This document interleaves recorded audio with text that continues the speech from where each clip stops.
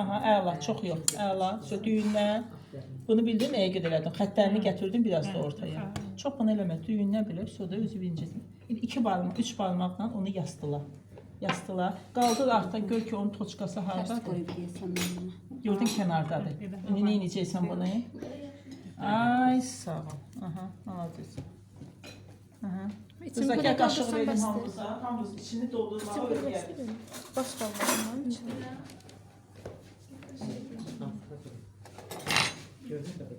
Çəkirsən? Hə, mənə dəzəklə. İçi bu qədər bəsdir. Biraz artıq. Bir damcı da artıq. Ya da bəsti hamısından çatsın. Bax, qaşığı qoyduq buna. Bunun içi boşaltdıq. Bir dənə də qaşıq götürdük. Bax, bunun içini götürdük. Əlimizi təmizləyirik. Gətirdik. Baxın, bax, burada belə yığırıq. Görsünüz belə. Sığaldırırıq bunu, qaldırırıq ki, xəttlər biraz gəlsin ortaya. Gətirdik. Qaldırırıq, baxırıq, görürük göbəyi, görürük kənara düşüb.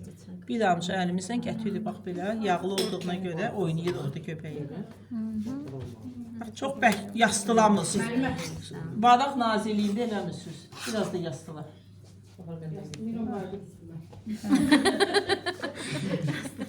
Çox pis tərbiyəsizdir. Biraz da yastıla. Siz göbəyindən əmindir. Bu gəlib göbəyini bax belə gətirdik bura. Müəllimə baxın. Əla. Belə